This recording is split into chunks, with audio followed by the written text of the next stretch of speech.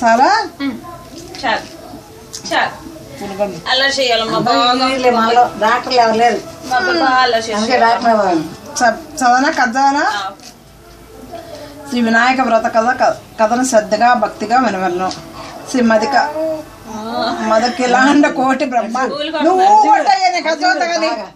బ్రహ్మాండ నాయకుడైన భగవంతుడి సృష్టి విశేషమగు ఈ భర్తఖండమున ఉత్తర భాగమునందు ఆర్యావర్తమను పుణ్యభూమి కలదు.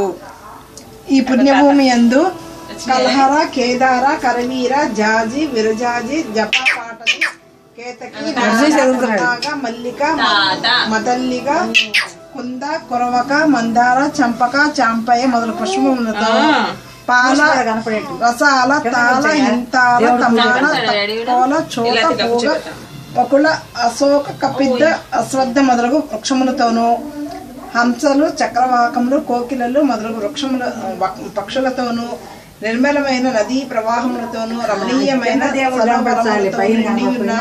నైమిసారణ్యమును అరణ్యము కలదు. ఓకేనా కొడుకు? ఇందులో ఆ అరణ్యమునందు తపో సంపన్నులైన మునులు నివసించుచుండిరి. అందు అనేక ధర్మములను, పురాణములను, శాస్త్రం తెలిసిన సూతుడు, సౌనకుడు మొదలగు అనేక మునులకు ధర్మశాస్త్రము బోధించుచుండును. ఇట్లుండ చంద్రవంశం